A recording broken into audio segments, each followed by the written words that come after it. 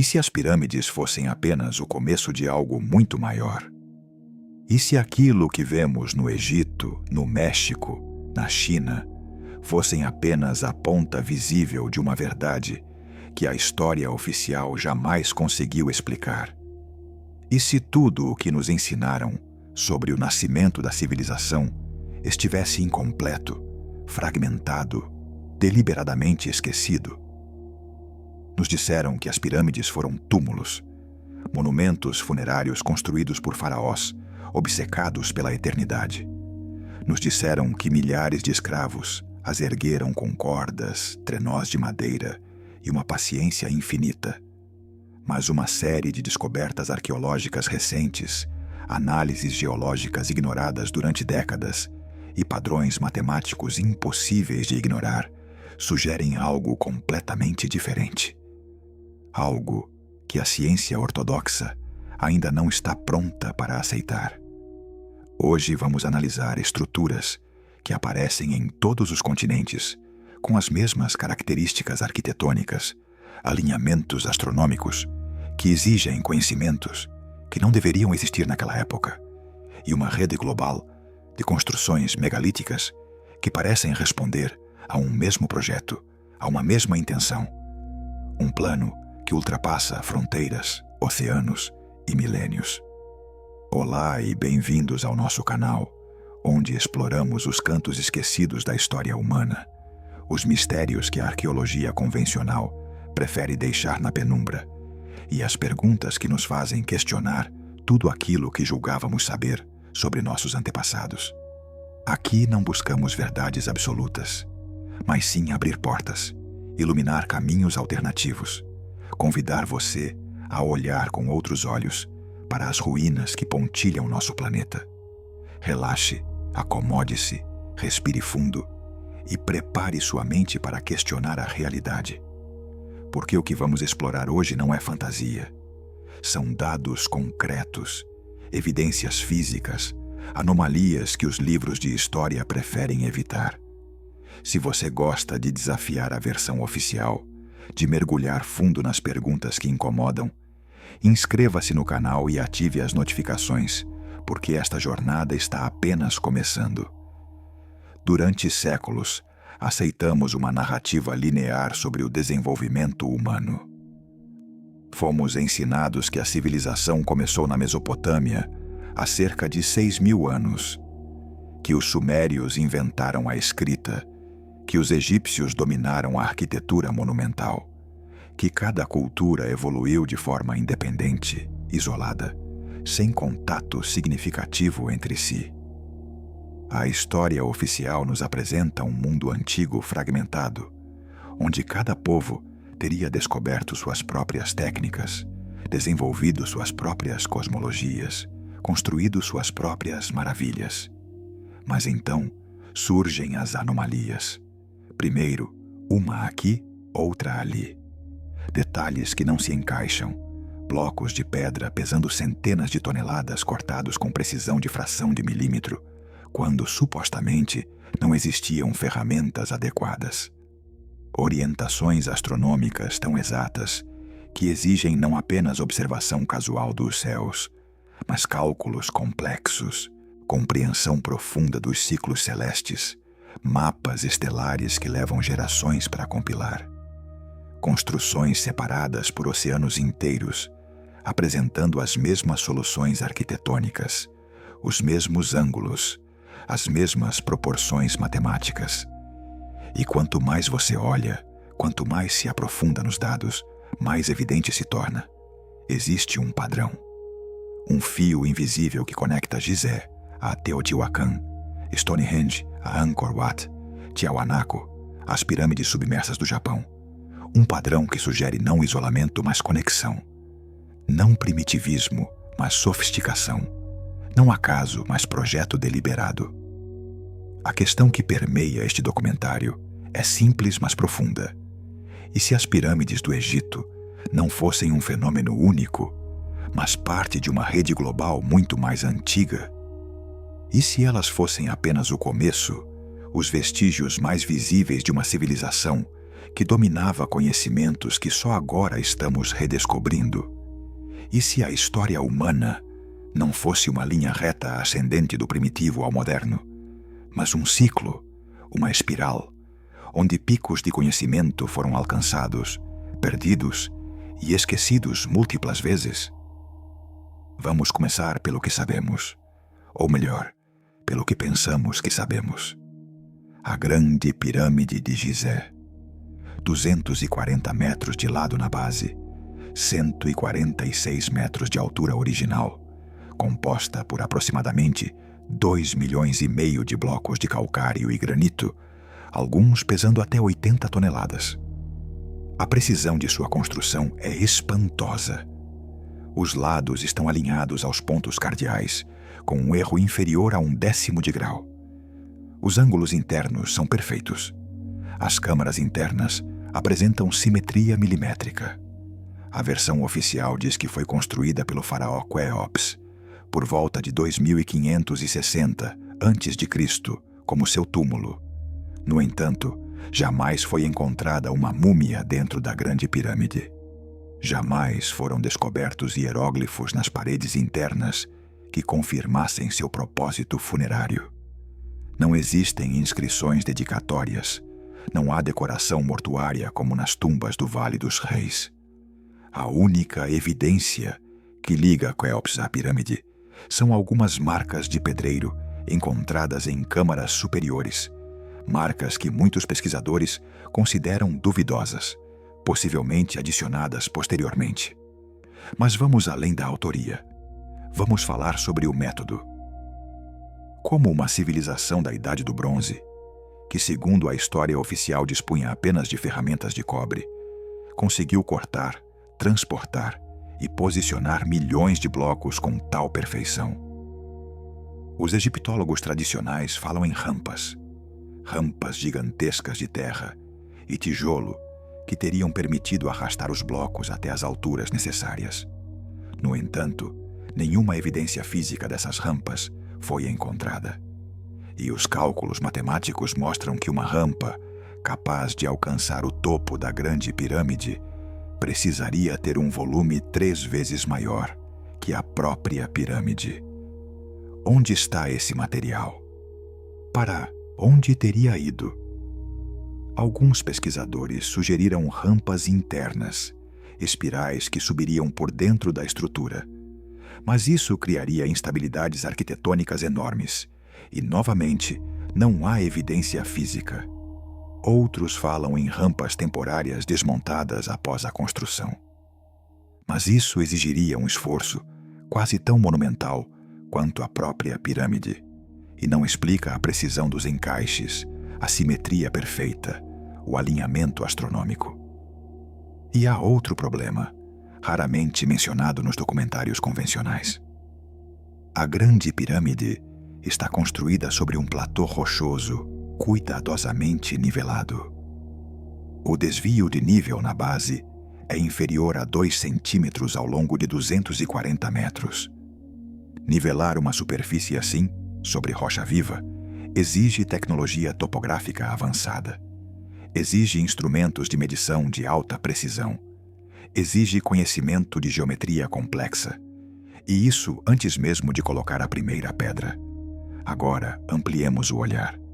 Saiamos do Egito por um momento e viajemos através do Atlântico até Mesoamérica. No México, encontramos a Pirâmide do Sol em Teotihuacan. 225 metros de lado na base, 65 metros de altura. Uma estrutura colossal, construída por um povo que a história oficial chama de Teotihuacanos, mas sobre os quais sabemos surpreendentemente pouco. Não conhecemos seu verdadeiro nome, sua língua, sua origem. Quando os astecas chegaram a Teotihuacan, séculos depois, a cidade já estava abandonada há tanto tempo que eles acreditavam ter sido construída pelos deuses. A orientação da Pirâmide do Sol é notável. Ela está alinhada com uma precisão espantosa ao pôr do sol no equinócio, e sua localização geográfica forma ângulos exatos com outras estruturas mesoamericanas importantes. Mas o mais intrigante é a semelhança estrutural com as pirâmides egípcias. Não estamos falando de simples pirâmides de degraus, que poderiam ser explicadas como convergência arquitetônica natural. Estamos falando de proporções matemáticas idênticas, ângulos similares, orientações astronômicas equivalentes. Como duas culturas separadas por um oceano, sem contato comprovado, poderiam chegar às mesmas soluções arquitetônicas complexas. A resposta convencional é coincidência. Desenvolvimento paralelo. A ideia de que mentes humanas, enfrentando desafios similares, chegam a soluções parecidas. Mas essa explicação começa a ruir quando adicionamos mais dados à equação.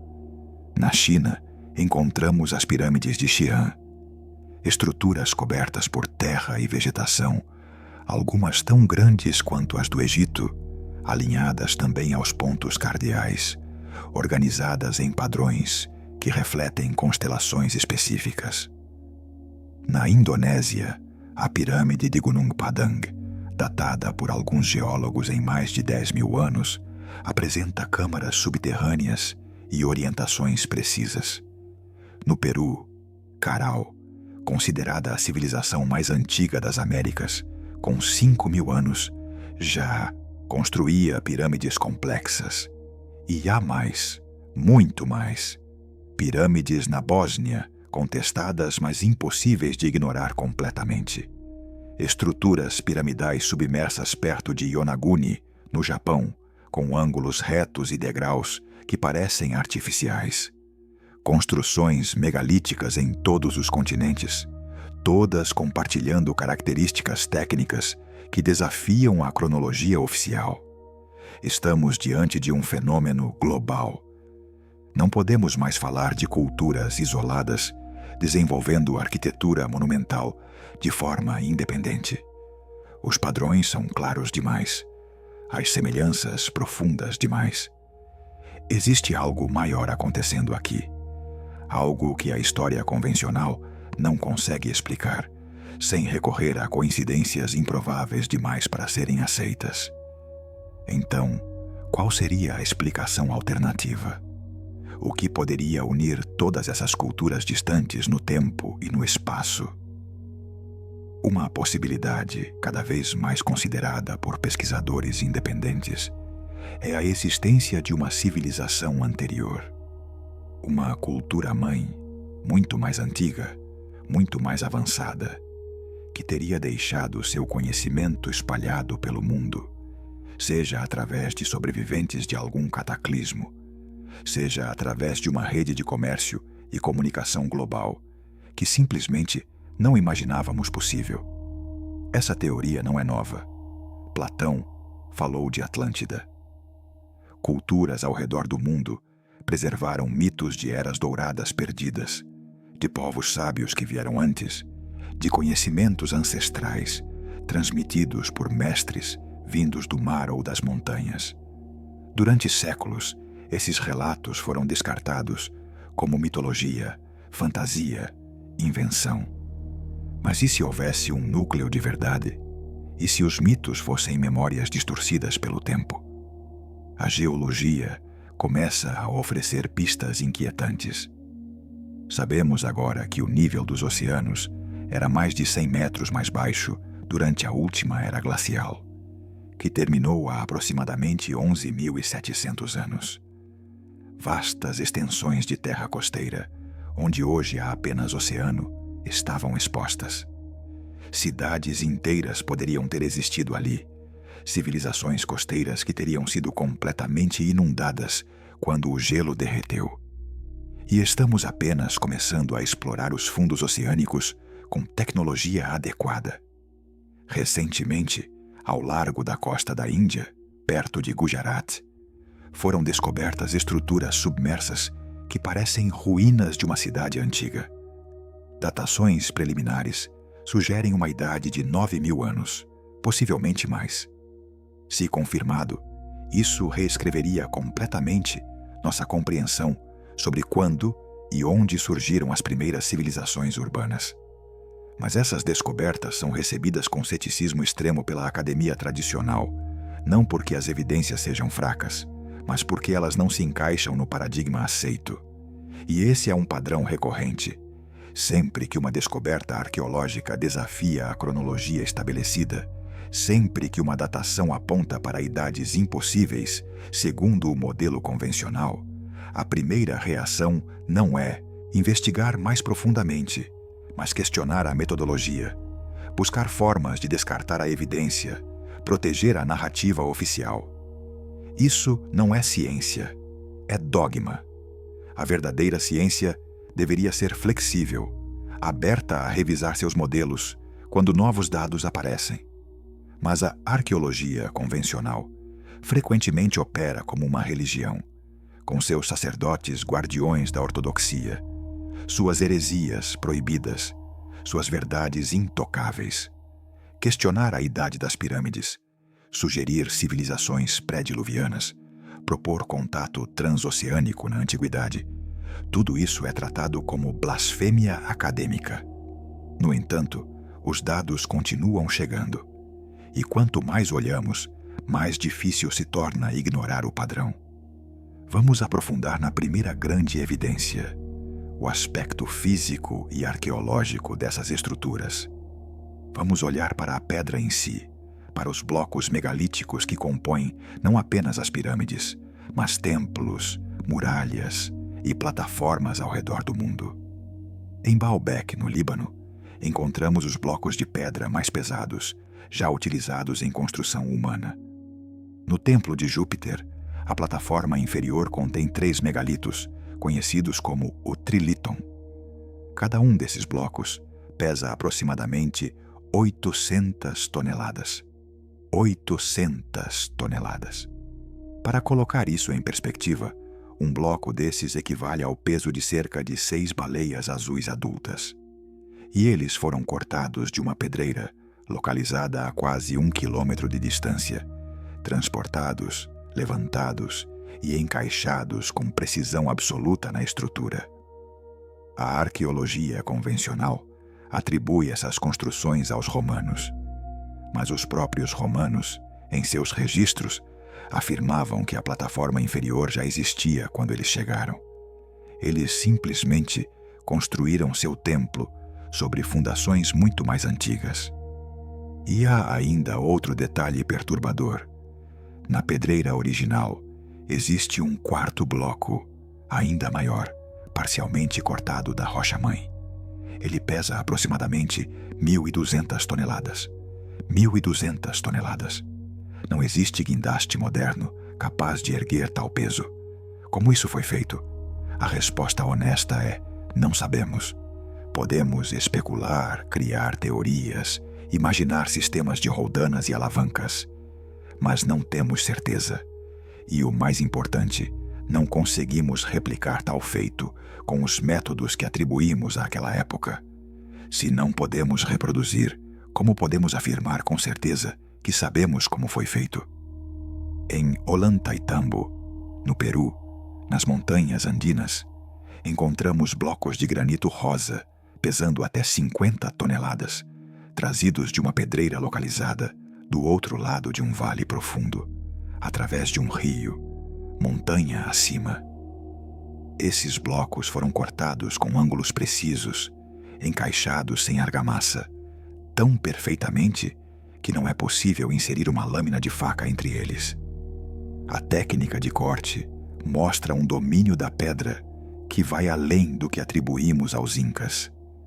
E quando perguntamos aos próprios descendentes dos Incas, aos guardiões das tradições orais, eles dizem, claramente, não fomos nós que construímos isso. Essas estruturas já estavam aqui quando nossos ancestrais chegaram. Nós apenas restauramos, adicionamos camadas superiores. As fundações megalíticas são obra de uma raça anterior, de construtores antigos cujo conhecimento se perdeu. Isso não é especulação moderna. São tradições preservadas há séculos. Mas a arqueologia convencional as ignora. prefere confiar apenas em documentos escritos, em datações de carbono 14, aplicadas de forma seletiva, em cronologias que se encaixem no modelo pré-estabelecido. A técnica de construção megalítica aparece em todos os continentes. Blocos enormes, cortados com precisão, encaixados sem argamassa, formando estruturas que resistem a terremotos, inundações, milênios de erosão. Na Ilha de Páscoa, em Sacsayhuaman, em Tiahuanaco, na Ilha de Malta, em Göbekli Tepe. Sempre a mesma abordagem, sempre a mesma maestria incompreensível. Em muitos casos, os blocos apresentam protuberâncias estranhas, saliências que alguns pesquisadores interpretam como pontos de fixação para algum tipo de ferramenta ou mecanismo de transporte. Mas que ferramenta? Que mecanismo? Novamente não sabemos. E essa honestidade intelectual, esse reconhecimento de nossa ignorância, é raro demais na arqueologia oficial. Há também a questão dos cortes. Em Pumapunku, na Bolívia, encontramos blocos de diorito e granito cortados com ângulos de 90 graus perfeitos, com sulcos uniformes, superfícies planas como se tivessem sido usinadas. Diorito é uma das pedras mais duras que existem. Você não corta diorito com ferramentas de cobre. Você precisa de algo muito mais resistente. Diamante, por exemplo, ou ferramentas de aço temperado, ou tecnologias que nem imaginamos. Alguns blocos apresentam furos perfeitamente cilíndricos, como se tivessem sido perfurados por brocas modernas. A uniformidade do diâmetro, a profundidade precisa, a ausência de marcas de percussão, tudo isso sugere uma tecnologia de corte avançada. Mas, segundo a cronologia oficial, essas estruturas foram feitas por povos que mal dominavam o bronze. A resposta convencional é sempre a mesma: paciência infinita, tempo ilimitado, força de trabalho massiva. Como se quantidade de tempo e esforço pudessem substituir tecnologia. Mas não é assim que funciona. Você pode ter 1000 homens trabalhando durante 100 anos, mas se eles não tiverem a ferramenta adequada, simplesmente não conseguirão cortar diorito com a precisão milimétrica que vemos em Pumapunku. É fisicamente impossível. E há outro aspecto que merece atenção. Muitas dessas estruturas megalíticas mostram sinais de danos cataclísmicos. Blocos gigantescos, espalhados como se tivessem sido jogados por uma força tremenda. Estruturas que parecem ter sido destruídas não pelo tempo ou pela erosão gradual, mas por algum evento súbito e violento.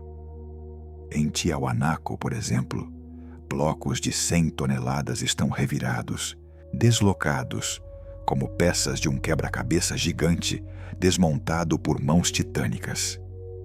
Isso nos leva a uma pergunta incômoda. Essas estruturas teriam sido testemunhas de algum cataclismo global? Algum evento que teria encerrado uma era e iniciado outra? A geologia tem uma resposta surpreendente para isso. Sabemos, através de múltiplas linhas de evidência científica, que há aproximadamente 12.800 anos, algo dramático aconteceu com o clima da Terra. Foi o início do período conhecido como Drias Recente, um retorno súbito a condições glaciais, que durou cerca de 1.200 anos. As temperaturas despencaram. Espécies inteiras foram extintas. Os oceanos se agitaram. E quando esse período terminou, há cerca de 11.600 anos, o degelo foi rápido e catastrófico. O nível do mar subiu mais de 100 metros em questão de séculos, possivelmente em surtos muito mais rápidos durante períodos de colapso de grandes mantos de gelo. Imagine cidades costeiras, vales férteis, planícies habitadas, tudo sendo engolido pelas águas. Qualquer civilização que existisse nessas áreas costeiras teria sido completamente apagada. Suas bibliotecas inundadas, seus templos submersos, sua história perdida sob quilômetros de oceano. E há evidências geológicas ainda mais perturbadoras. Pesquisas recentes sugerem que o início do Dryas recente pode ter sido causado pelo impacto de fragmentos de um cometa sobre a camada de gelo norte-americana. Evidências incluem depósitos de irídio, esférulas magnéticas, microdiamantes e vidro fundido encontrados em camadas sedimentares, datadas precisamente desse período. Esses são marcadores típicos de impactos extraterrestres. Se um ou múltiplos fragmentos de cometa realmente atingiram a Terra naquela época, as consequências teriam sido apocalípticas. Incêndios continentais, tsunamis gigantescos, nuvens de poeira obscurecendo o sol, invernos de impacto durando anos. Qualquer civilização avançada existente seria lançada de volta à Idade da Pedra, forçada a lutar pela sobrevivência mais básica. O conhecimento seria perdido, as tecnologias esquecidas, as grandes cidades abandonadas. E quando os sobreviventes finalmente se reorganizassem, séculos ou milênios depois, o que restaria da civilização anterior? Ruínas inexplicáveis, blocos megalíticos que eles mesmos não conseguiriam mover, histórias transmitidas oralmente sobre uma era dourada perdida, sobre deuses que vieram antes, sobre mestres construtores de antigamente. Exatamente o que encontramos. Essa teoria, conhecida como a hipótese do impacto do Dryas recente, é controversa. Muitos cientistas a rejeitam. Mas as evidências continuam se acumulando. E cada vez mais pesquisadores sérios estão começando a considerá-la uma possibilidade real. Agora, conectemos isso com as pirâmides. Se houve uma civilização global avançada antes do cataclismo do Dryas recente, e se ela foi devastada por esse evento, os sobreviventes teriam tentado preservar seu conhecimento. Como fariam isso?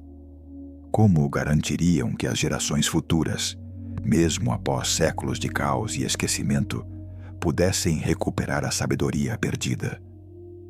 Uma resposta seria construir estruturas tão massivas, tão impressionantes, tão obviamente não naturais, que jamais pudessem ser ignoradas ou esquecidas. Estruturas que resistiriam a inundações, terremotos, milênios de abandono. Estruturas que serviriam não apenas como monumentos, mas como cápsulas de conhecimento, codificando informação em sua própria arquitetura. E quando olhamos para as pirâmides com essa perspectiva, começamos a ver camadas de significado que vão muito além de simples túmulos. A grande pirâmide de Gizé, por exemplo, está repleta de proporções matemáticas significativas. A relação entre sua altura e o perímetro de sua base é a mesma relação entre o raio de um círculo e sua circunferência, envolvendo a constante π com precisão surpreendente.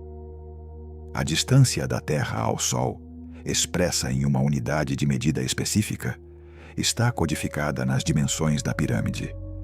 A velocidade da luz, em metros por segundo, corresponde às coordenadas geográficas exatas da pirâmide quando expressas em graus decimais. Coincidências? Talvez. Mas quantas coincidências matemáticas precisamos encontrar antes de admitirmos que pode haver um projeto deliberado?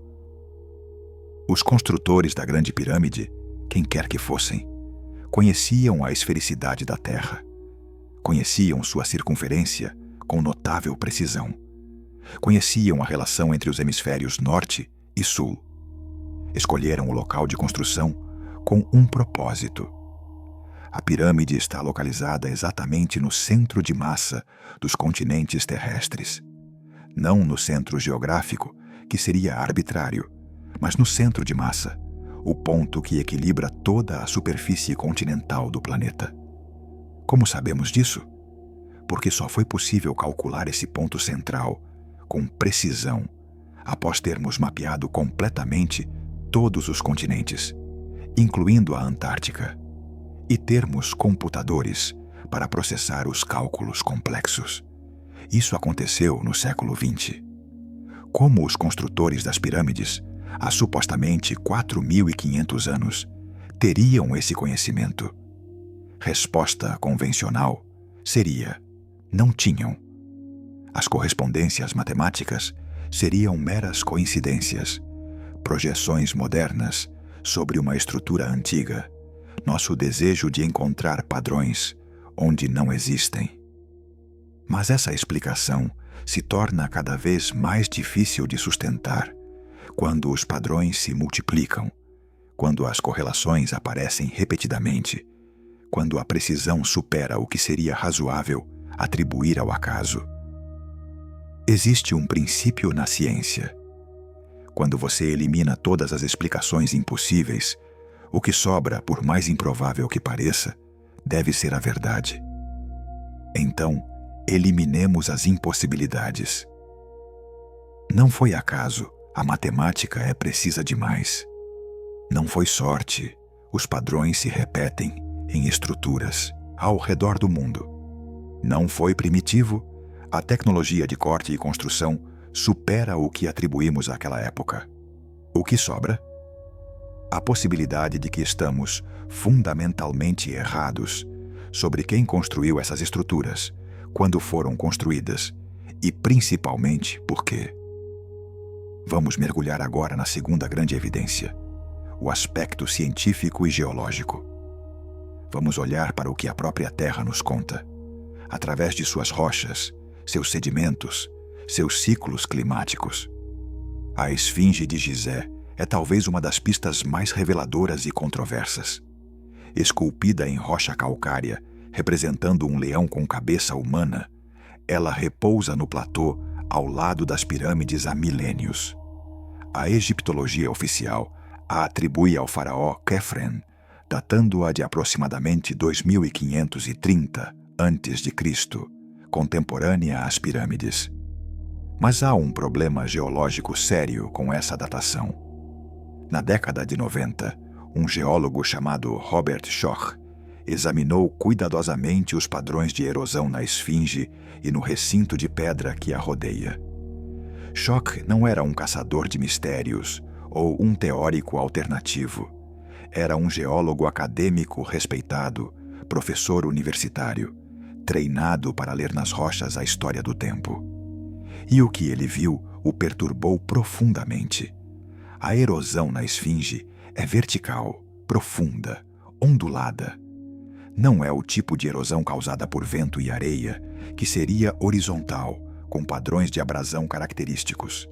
É erosão causada por água, água corrente, chuva intensa, precipitação prolongada. O problema? O Planalto de Gizé não experimenta esse tipo de chuva há milhares de anos. O clima no Egito é árido há pelo menos 5.000 anos. Para produzir a erosão observada na esfinge, seria necessário um clima muito mais úmido, com chuvas regulares e abundantes. Quando foi a última vez que o Egito teve tal clima? Segundo os registros geológicos e climáticos, foi no final da última era glacial, há aproximadamente 10.000 a 12.000 anos. Durante esse período, o norte da África era verde, coberto de savanas, lagos e rios. Era o Saara Verde, o período úmido africano. Depois disso, a desertificação começou, e o clima se tornou progressivamente mais seco, até chegar às condições atuais. Se a erosão da esfinge foi causada por chuvas desse período úmido, isso significa que ela já estava lá, exposta aos elementos, há pelo menos 9.000 anos. Possivelmente, muito mais. Isso a tornaria pelo menos o dobro da idade atribuída pela egiptologia convencional. E se a esfinge é tão antiga, o que isso implica sobre as pirâmides ao seu lado? A reação da comunidade arqueológica à pesquisa de Schoch foi feroz. Ele foi ridicularizado, suas credenciais questionadas, sua metodologia atacada. Mas, curiosamente, os ataques vieram principalmente de egiptólogos, não de geólogos. Outros geólogos que examinaram suas conclusões tenderam a concordar. A erosão é compatível com água, não com vento. Evidência geológica sólida. Mas ela contradiz a cronologia estabelecida, então deve ser ignorada ou explicada de outra forma. Foram propostas explicações alternativas. Talvez a erosão fosse causada por infiltração de água subterrânea, talvez por condensação, talvez por inundações do Nilo. Mas nenhuma dessas explicações se encaixa perfeitamente nos padrões observados. A explicação mais simples, mais direta, mais geologicamente consistente é chuva prolongada em um clima úmido, o que nos leva inevitavelmente a uma datação muito mais antiga. E há outro detalhe intrigante sobre a esfinge. A cabeça é desproporcionalmente pequena em relação ao corpo. Qualquer escultor notaria isso imediatamente. A proporção está errada. Isso levou alguns pesquisadores a propor que a cabeça foi reesculpida em algum momento, transformada de uma forma anterior em um rosto humano. Se originalmente a esfinge representava um leão completo, isso faria sentido astrológico. O leão está associado à constelação de Leão. E há aproximadamente 12.000 anos, durante o equinócio de primavera, o Sol nascia na constelação de Leão. A esfinge, olhando para o leste, teria observado seu próprio símbolo celestial surgindo no horizonte. Isso nos leva a outro aspecto crucial: os alinhamentos astronômicos. As pirâmides de Gizé não estão organizadas aleatoriamente. Suas posições relativas, quando vistas de cima, correspondem com notável precisão às 3 estrelas do cinturão de Órion. Essa correlação foi proposta por Robert Bauval na década de 90, na chamada Teoria da Correlação de Órion. Mas há uma peculiaridade. A correspondência não é perfeita se você considera a posição atual das estrelas de Órion. No entanto, devido à precessão dos equinócios, um movimento lento do eixo de rotação da Terra, que leva aproximadamente 25.800 anos para completar um ciclo, a posição aparente das estrelas muda ao longo dos milênios. E quando você retrocede no tempo usando o software astronômico moderno, descobre que a correspondência entre as pirâmides e o cinturão de Órion é perfeita em um momento específico, aproximadamente 10.500 a.C. Nessa época, as 3 estrelas de Órion estariam alinhadas exatamente como as 3 pirâmides estão no solo. E o rio Nilo, serpenteando ao lado do platô de Gizé, espelharia a Via Láctea no céu, que corre ao lado da constelação de Órion. Seria um espelhamento perfeito entre céu e terra. Como acima, assim abaixo, diriam os antigos hermetistas. É possível que isso seja coincidência? Tecnicamente, sim. Mas estamos empilhando coincidências sobre coincidências. A matemática precisa, a orientação cardinal exata, a correlação estelar, a erosão por água. Cada uma isoladamente poderia ser explicada. Mas juntas, elas formam um padrão que aponta insistentemente para uma conclusão que a arqueologia oficial rejeita. Essas estruturas são muito mais antigas do que admitimos e foram construídas por pessoas com conhecimentos astronômicos e geológicos muito mais avançados do que lhes atribuímos. E não estamos falando apenas do Egito. Em Angkor Wat, no Camboja, a disposição dos templos espelha a constelação de Draco, novamente em uma configuração que só faria sentido há milhares de anos devido à precessão. Em Teotihuacan, no México, a Avenida dos Mortos está alinhada com uma precisão impressionante a um azimute específico, e os templos principais correspondem a posições planetárias. Em Stonehenge, na Inglaterra, as pedras marcam solstícios, equinócios e ciclos lunares, com uma precisão que exige séculos de observação astronômica cuidadosa. Por todo o planeta, encontramos essa obsessão com os céus. Por quê? A explicação convencional é que eram sociedades agrícolas que precisavam marcar as estações para plantar e colher. Mas você não precisa de pirâmides gigantes para fazer isso. Você não precisa codificar ciclos precessivos de 26 mil anos para saber quando plantar trigo. Existe algo mais profundo acontecendo aqui. Talvez essas estruturas fossem observatórios. Talvez fossem templos dedicados ao estudo dos céus. Talvez os construtores entendessem que a chave para compreender o tempo, a história, os ciclos cataclísmicos da Terra estava escrita nas estrelas. E talvez quisessem preservar esse conhecimento de uma forma que sobrevivesse a qualquer destruição terrestre. Há também a questão dos ciclos. Muitas culturas antigas falam de grandes eras, de ciclos cósmicos que se repetem. Os hindus falam dos yugas, períodos imensos de tempo onde a humanidade passa por eras de ouro, prata, bronze e ferro, antes de tudo recomeçar. Os maias tinham seu calendário de conta longa, marcando ciclos de 5.125 anos.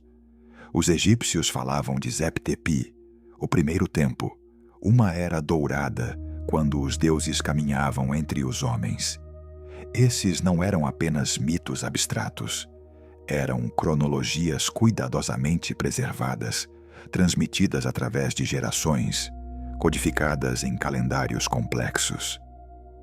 Por que culturas ao redor do mundo, supostamente sem contato entre si, desenvolveriam cosmologias cíclicas tão similares? Talvez porque todas estivessem preservando a memória de ciclos reais, de eventos cataclísmicos que periodicamente reiniciam a civilização. A ciência moderna descobriu que a Terra realmente passa por ciclos. Ciclos de eras glaciais e períodos interglaciais. Ciclos de inversões do campo magnético. Ciclos de atividade solar. Ciclos orbitais que afetam o clima. E alguns desses ciclos têm durações que correspondem de forma intrigante aos números preservados nas mitologias antigas. A precessão dos equinócios, por exemplo, leva aproximadamente 25.800 anos. Divida isso por 12 e você tem aproximadamente 2.150 anos. O tempo que o ponto equinocial leva para atravessar uma constelação zodiacal. Esses números aparecem repetidamente em textos antigos, em dimensões de templos, em sistemas calendáricos. Os construtores das pirâmides não estavam apenas observando as estrelas casualmente.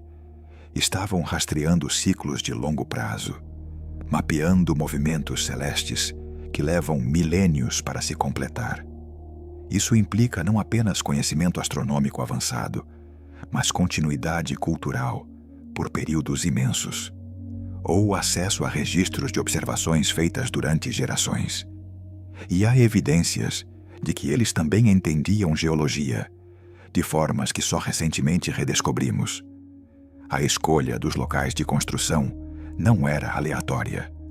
As pirâmides de Gizé estão sobre uma formação rochosa específica, um platô de calcário que oferece estabilidade perfeita. Tiahuanaco está em uma altitude que, segundo alguns geólogos, só faria sentido como porto marítimo se o nível do lago Titicaca fosse muito mais alto no passado, o que de fato era durante períodos mais úmidos. Em Malta, os templos megalíticos de Hagar Kim e Minagdra estão orientados de forma que a luz do sol penetre em câmaras específicas durante solstícios e equinócios, mas também estão construídos com um entendimento profundo da geologia local, usando a rocha calcária de formas que maximizam a estabilidade sísmica. E Malta está em uma zona de atividade sísmica moderada. Então esse conhecimento era essencial. Os construtores antigos entendiam ressonância. Várias câmaras em pirâmides e templos megalíticos apresentam propriedades acústicas peculiares. A Câmara do Rei, na Grande Pirâmide, por exemplo, ressoa em uma frequência específica, quando sons são produzidos dentro dela. O efeito é tão pronunciado que alguns pesquisadores acústicos sugeriram que a câmara foi deliberadamente projetada como uma caixa de ressonância. Em Hal Saflieni, o hipogeu subterrâneo em Malta, existe uma câmara chamada de Oracle Room, onde a voz humana masculina, em uma frequência específica, cria uma ressonância que pode ser sentida fisicamente no corpo.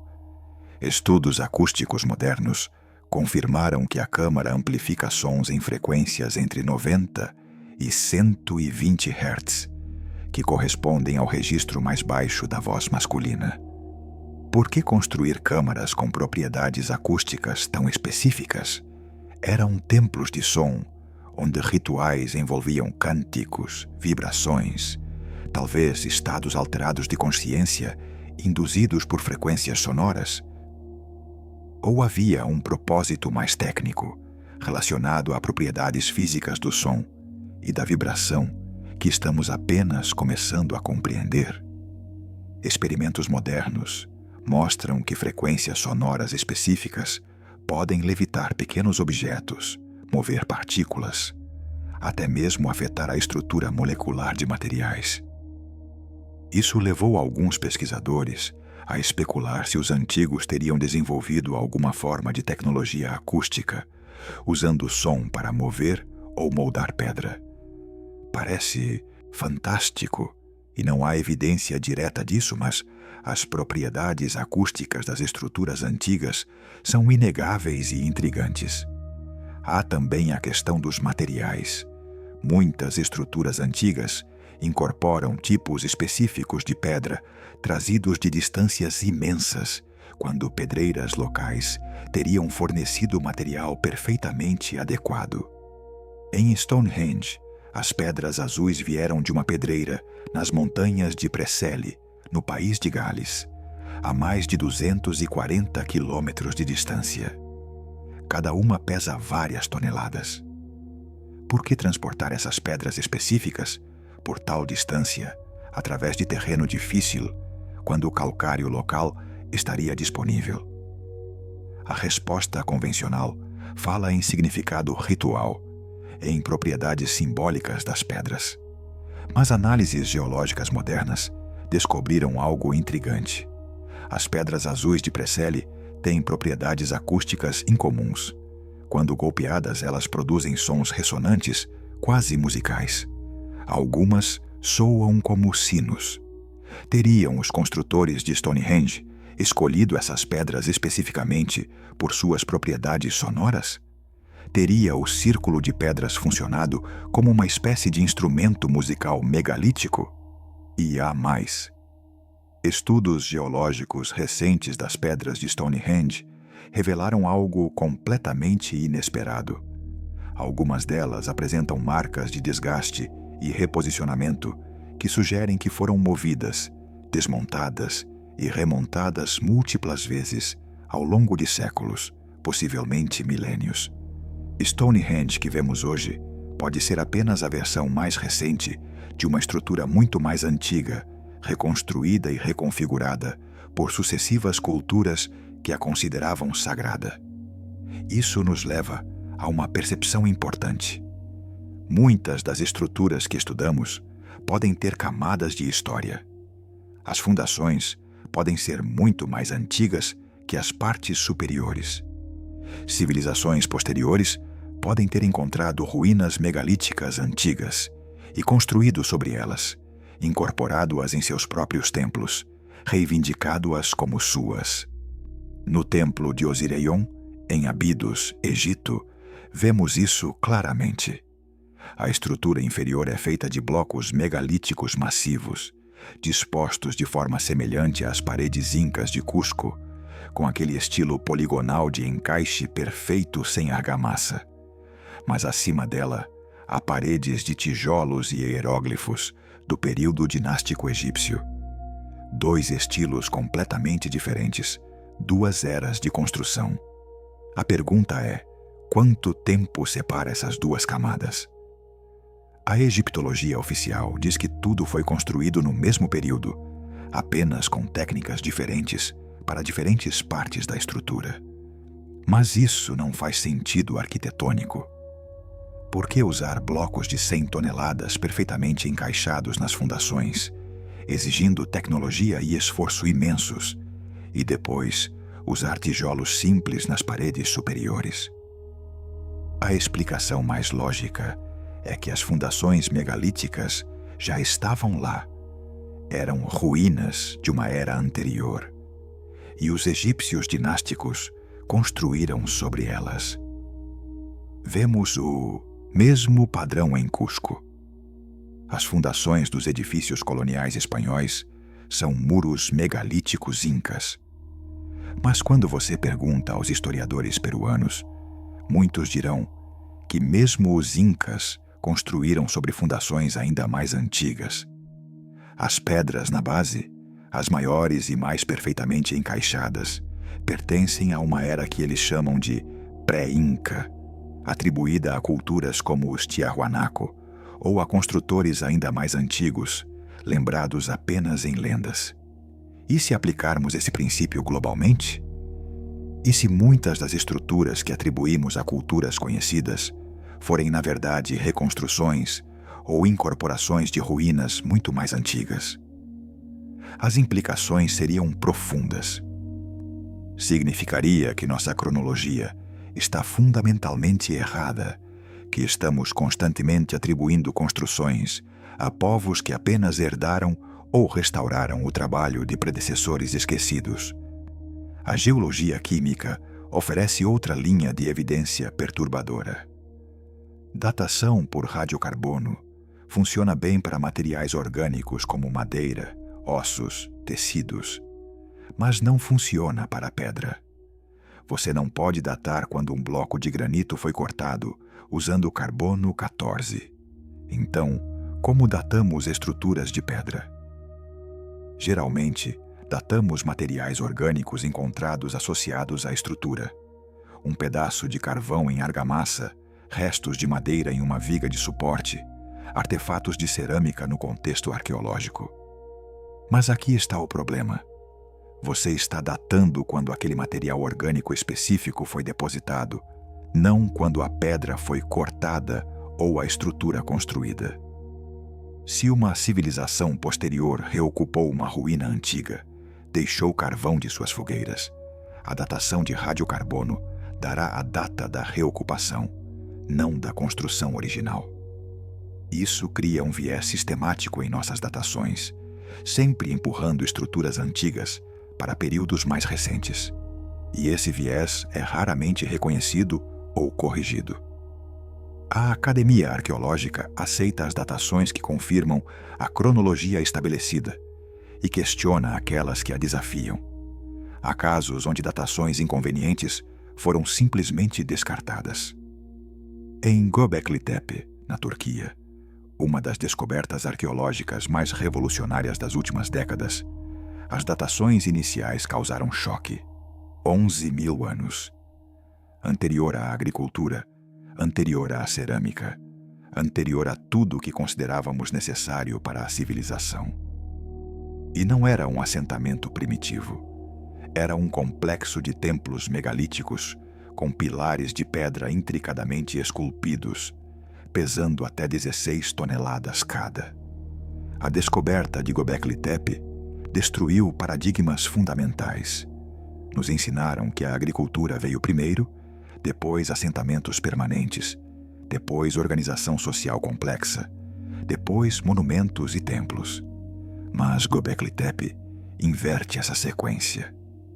Aqui estão caçadores-coletores, supostamente vivendo em bandos pequenos, imóveis, construindo templos monumentais que exigiriam coordenação de centenas de trabalhadores durante décadas.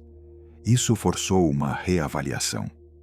Talvez a religião, o ritual, o desejo de criar espaços sagrados tenha vindo antes da agricultura.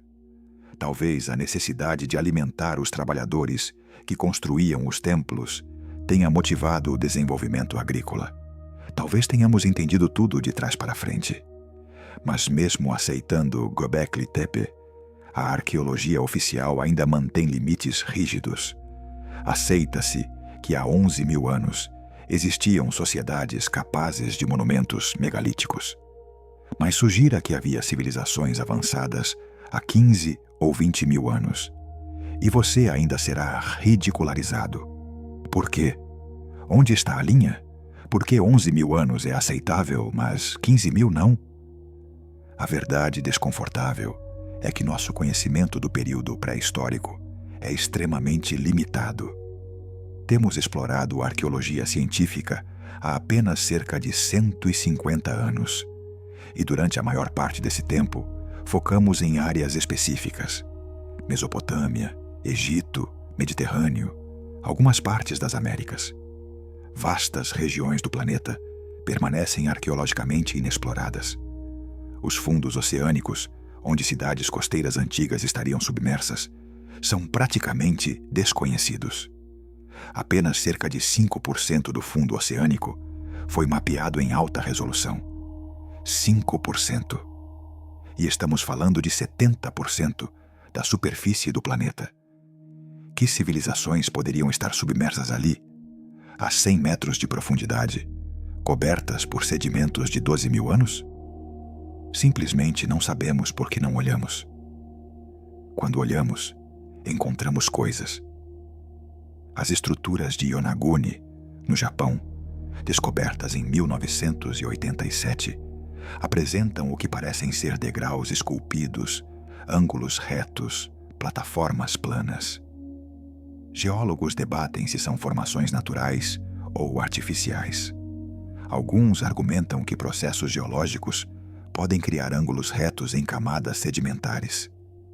Outros afirmam que a concentração de características geométricas em Yonaguni vai além do que seria esperado naturalmente.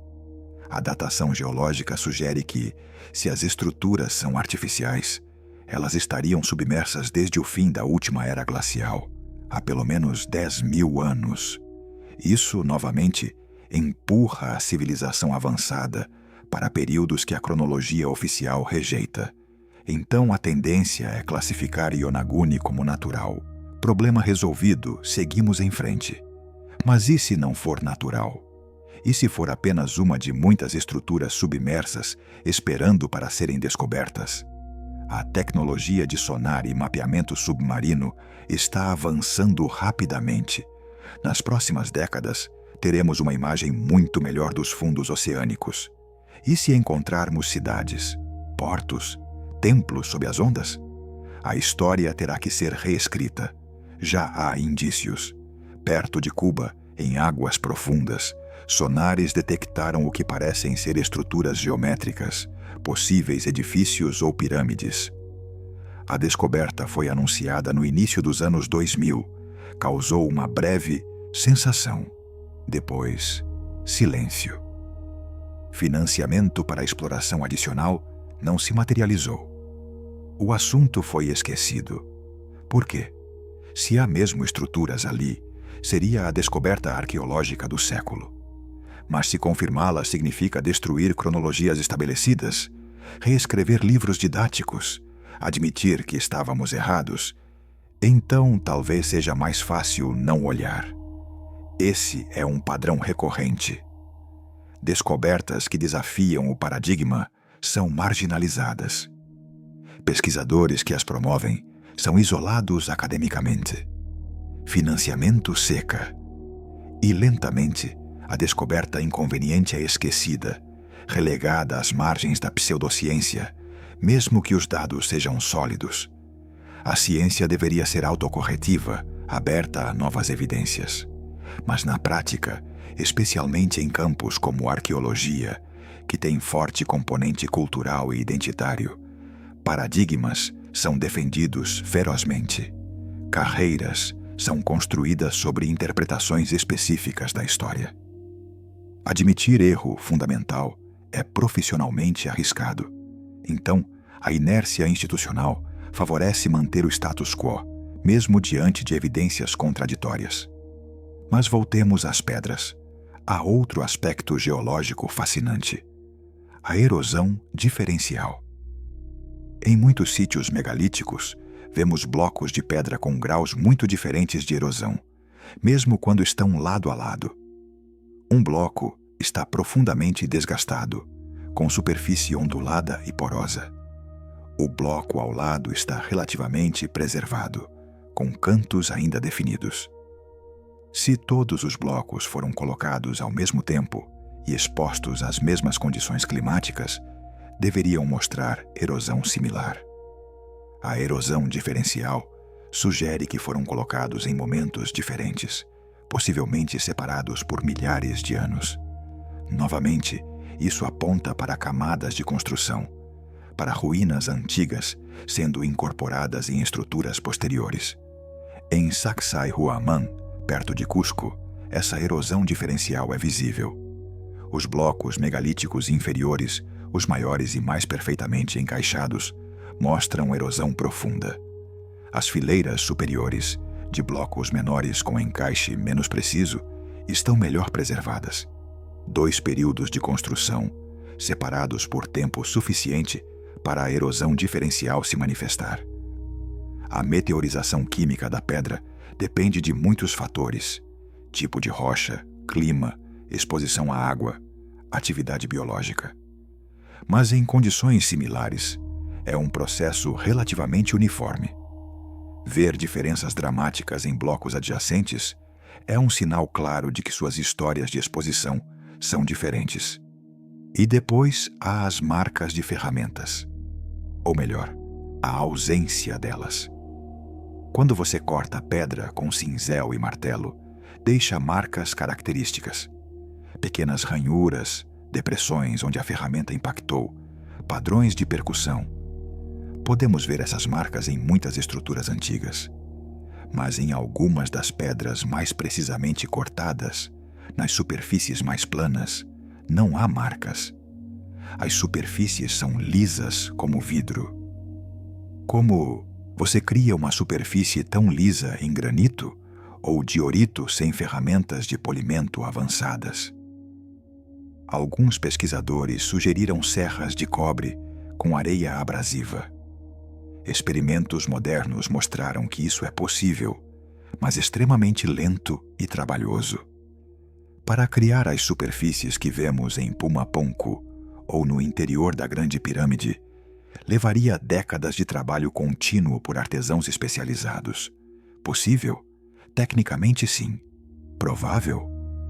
Quando você considera a escala, o número de blocos, a perfeição consistente, começa a parecer implausível. E há cortes que desafiam explicação.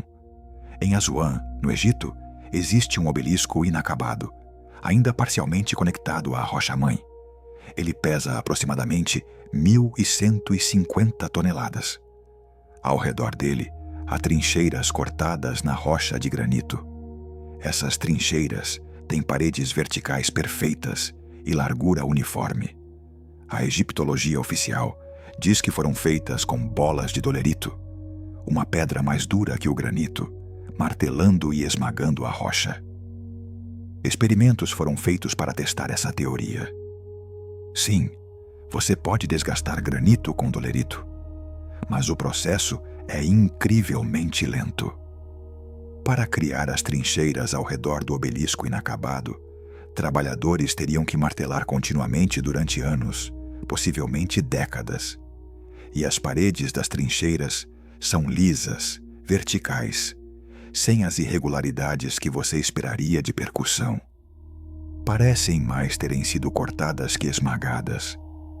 Alguns pesquisadores sugeriram que talvez os egípcios antigos tivessem desenvolvido alguma forma de abrasivo ou ácido capaz de amolecer a pedra, facilitando o corte. Mas não há evidência química disso. E não está claro que tecnologia seria necessária para sintetizar tais compostos. Outras teorias falam em tecnologia sônica, em vibrações capazes de quebrar ligações moleculares, em conhecimentos perdidos de propriedades físicas da matéria. Isso entra em território especulativo, mas a especulação existe precisamente porque as explicações convencionais não satisfazem completamente quando confrontadas com a evidência física. O que sabemos com certeza é isto: os blocos foram cortados. As superfícies são reais. A precisão é mensurável. Aconteceu. O debate é apenas sobre como. E se não temos uma resposta definitiva para o como, talvez devêssemos ser mais humildes sobre o que afirmamos saber com certeza, sobre quem construiu e quando. Agora chegamos à terceira grande evidência, talvez a mais intrigante de todas: o aspecto humano e mitológico. As histórias que nossos ancestrais preservaram, as lendas transmitidas através de gerações, os mitos que a modernidade descartou como fantasia infantil, mas que podem conter núcleos profundos de verdade histórica. Existe um padrão notável nas mitologias ao redor do mundo. Culturas separadas por oceanos, sem contato comprovado, contam histórias surpreendentemente similares. Histórias de uma grande inundação que destruiu o mundo antigo. Histórias de gigantes ou deuses que vieram antes. Histórias de eras douradas perdidas, de conhecimento esquecido, de mestres civilizadores que ensinaram à humanidade as artes da agricultura, a arquitetura, astronomia e escrita. Vamos começar com o dilúvio. A história mais famosa é a de Noé, do Gênesis bíblico. Mas essa narrativa não é única ao judaísmo ou cristianismo. Os sumérios, milênios antes, tinham a história de Utnapishtim, no épico de Gilgamesh. Um homem é avisado pelos deuses de uma inundação iminente, constrói uma arca, salva sua família e animais, e após as águas baixarem, repovoam a terra. A semelhança com Noé é óbvia, porque a história de Noé é derivada da tradição mesopotâmica mais antiga. Mas as histórias de dilúvio não param aí. Na Grécia Antiga, há o mito de Deucalião e Pirra, que sobrevivem a uma grande inundação enviada por Zeus. Na Índia, os textos védicos falam de Manu, que é avisado por um peixe sobre uma enchente catastrófica e constrói um barco para sobreviver. Na China Antiga, há as lendas da grande inundação e do imperador Gun e seu filho Yu, que lutaram para controlar as águas. Atravessando o Pacífico, encontramos histórias similares. Os astecas falavam de Chalchiuhtlicue, a deusa da água, que destruiu o mundo em uma grande inundação. Os maias preservaram relatos de um dilúvio catastrófico no Popol Vuh. Tribos nativas americanas de norte a sul do continente têm suas próprias versões. Os Haida do Canadá, os Navajo do sudoeste dos Estados Unidos, os Guarani da América do Sul. Todos contam histórias de águas que cobriram a terra.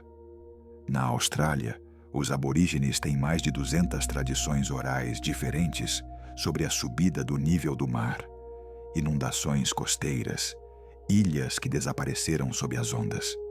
E essas histórias são notavelmente precisas geograficamente.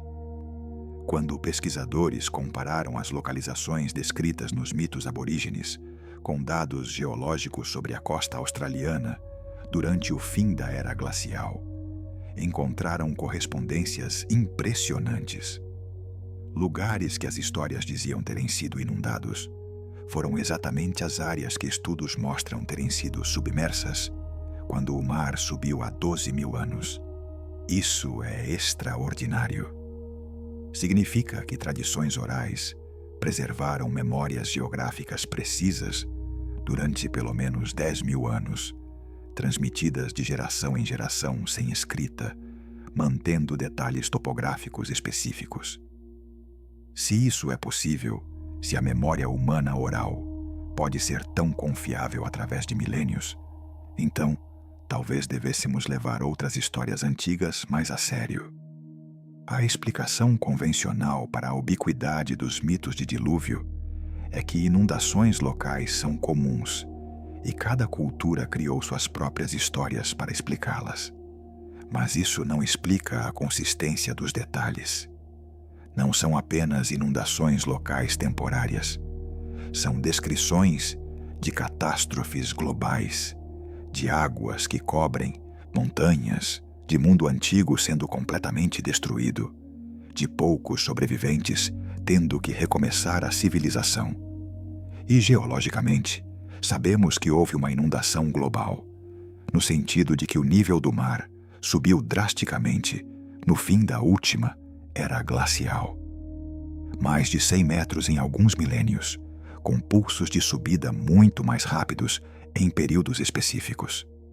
Se você vivia na costa há 12 mil anos e ao longo de algumas gerações viu o mar avançar quilômetros terra adentro, engolir vales inteiros, transformar planícies em oceano, você descreveria isso como um dilúvio apocalíptico e transmitiria essa história a seus descendentes como um aviso, uma memória sagrada do dia em que o mundo foi destruído pela água. Então talvez os mitos de dilúvio não sejam ficção. Talvez sejam história oral, memórias de eventos reais preservadas através de estruturas narrativas míticas. E se isso é verdade para o dilúvio, o que mais nos mitos pode ser baseado em realidade? Há as histórias dos gigantes. Quase toda a cultura antiga tem lendas de seres gigantescos que viveram na Terra antes dos humanos, ou nos primórdios da humanidade. Os gregos tinham os titãs, os nórdicos tinham os Jotun. A Bíblia menciona os Nefilim. Tradições indígenas americanas falam dos Sitekar e outros povos gigantes. No Pacífico, lendas polinésias descrevem construtores gigantes que ergueram os Moai da Ilha de Páscoa e outras estruturas. A interpretação moderna é que essas são fantasias, exageros, personificações de forças naturais. Mas então, você visita os sítios megalíticos e se pergunta: como blocos de 800 toneladas foram movidos? Como pedras de 50 toneladas foram erguidas a alturas de 10 metros? A escala das construções é tão além da capacidade humana normal que você entende como observadores posteriores poderiam concluir que apenas gigantes poderiam ter construído tais coisas. Talvez os gigantes dos mitos não fossem seres literalmente enormes, mas metáforas para uma raça de construtores tão habilidosos, tão capazes de feitos aparentemente impossíveis, que eram lembrados como sobre-humanos. Ou talvez as histórias preservem memórias de espécies hominídeas extintas. Sabemos agora que Homo sapiens coexistiu com neandertais, denisovanos, possivelmente outras espécies humanas. Algumas dessas espécies eram fisicamente mais robustas, maiores em estatura média. Memórias distorcidas desses encontros poderiam ter se transformado em lendas de gigantes. Ou ainda, há a possibilidade controversa de que realmente houve variação maior na estatura humana no passado. Esqueletos incomumente grandes foram ocasionalmente relatados em escavações arqueológicas do século XIX e início do XX, embora muitos desses relatos sejam mal documentados ou perdidos. A ciência moderna é cética e, com razão, exigindo evidência física verificável. Mas a ubiquidade das lendas de gigantes ao redor do mundo permanece intrigante. Mais interessantes ainda são as histórias dos civilizadores, os mestres que vieram de fora para ensinar à humanidade. No Egito, há Thoth, o deus da sabedoria, escrita e magia, frequentemente descrito como tendo trazido conhecimento para a civilização. Na Mesopotâmia, há o Anis, descrito pelo historiador babilônico Beroso como um ser anfíbio que emergiu do Golfo Pérsico e ensinou os sumérios a escrever, construir e cultivar. Na Mesoamérica, há Quetzalcoatl, a serpente emplumada, descrito como um homem barbudo de pele clara que veio do mar, trouxe conhecimento de agricultura, arquitetura e astronomia, e prometeu um dia retornar. Os incas tinham Viracocha, uma figura similar, também descrita como barbuda e vinda do mar, também um mestre civilizador. Na Índia, os Vedas falam dos 7 sábios, os Saptarishis, que preservaram conhecimento através de cataclismos e instruíram a humanidade após dilúvios. Na Polinésia, há histórias de navegadores ancestrais de grande sabedoria que viajaram através do Pacífico, ensinando e fundando linhagens. O padrão é consistente. Seres de conhecimento avançado, frequentemente vindo de ou através do mar, aparecem após uma catástrofe e ensinam habilidades civilizacionais. Se tomarmos essas histórias literalmente, soam absurdas, fantásticas, obviamente míticas. Mas se as lermos simbolicamente, buscando o núcleo histórico possível, uma narrativa emerge. E se houve uma civilização avançada, talvez costeira, que foi devastada por inundações catastróficas no fim da era glacial? Os sobreviventes, pessoas com conhecimento de agricultura, engenharia, astronomia, navegação, teriam se dispersado. Alguns podem ter chegado a terras menos afetadas, onde encontraram grupos humanos vivendo em nível tecnológico mais simples. Esses refugiados, com seus conhecimentos superiores, teriam sido vistos como mestres, talvez até deuses. Ao longo de gerações, suas histórias seriam mitologizadas. O fato de virem de terras submersas seria lembrado como vindo do mar. Seus conhecimentos avançados seriam atribuídos a origens divinas. Suas instruções técnicas seriam transformadas em ensinamentos sagrados. E lentamente, ao longo de milênios, história se tornaria mito.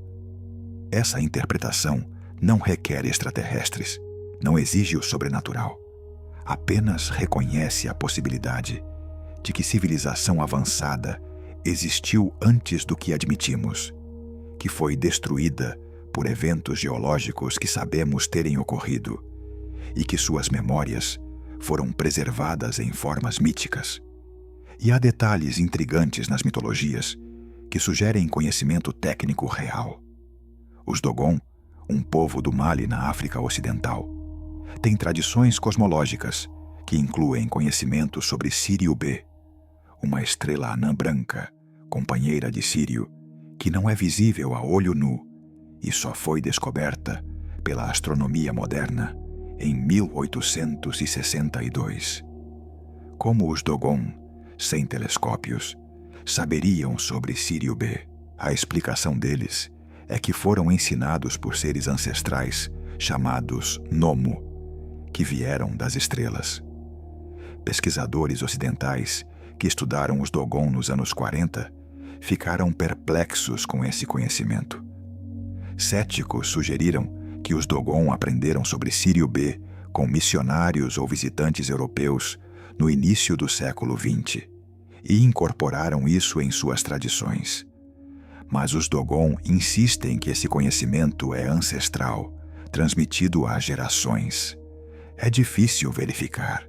As tradições orais, por sua natureza, não têm datação precisa. Mas o caso Dogon levanta uma questão mais ampla.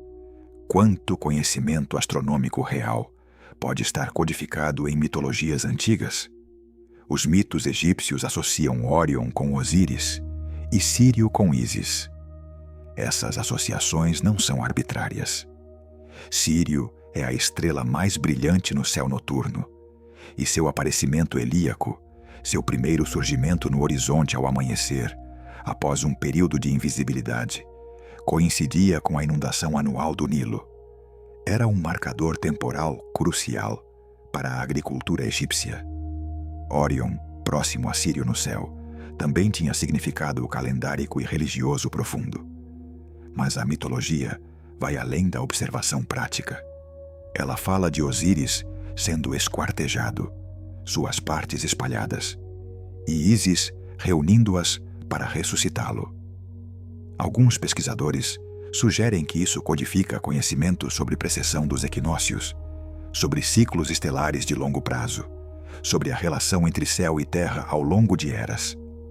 Carl Jung falou do inconsciente coletivo, de arquétipos que aparecem em todas as culturas, E realmente, certos temas míticos são universais. O herói que desce ao submundo e retorna. A árvore do mundo conectando céu, terra e submundo. A serpente como símbolo de sabedoria ou perigo. O dilúvio que limpa e renova. Mas e se além de arquétipos psicológicos, alguns mitos preservam memórias históricas coletivas? Memórias de eventos que foram tão impactantes, tão traumáticos ou maravilhosos, que foram gravados permanentemente na tradição oral humana. A ciência moderna tende a dividir rigidamente mito e história, ficção e fato. Mas culturas antigas não faziam essa distinção.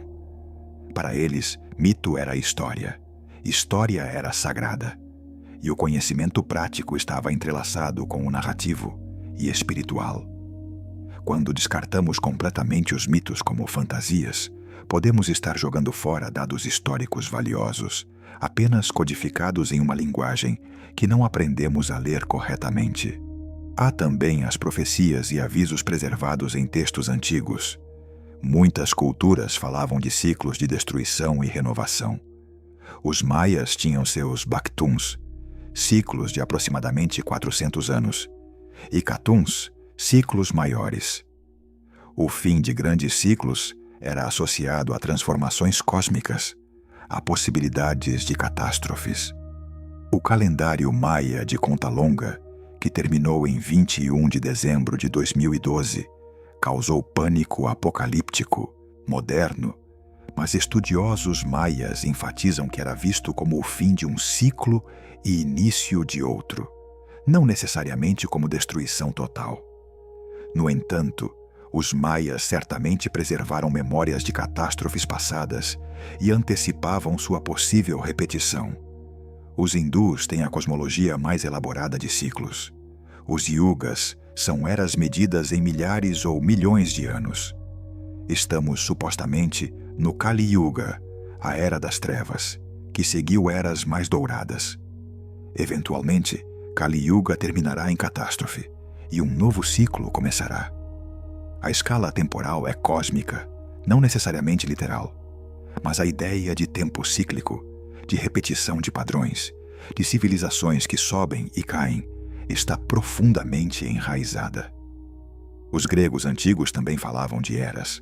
A Era de Ouro, quando humanos viviam como deuses, seguida pelas eras de prata, bronze e ferro, cada uma progressivamente pior. Nós estaríamos na Era de Ferro.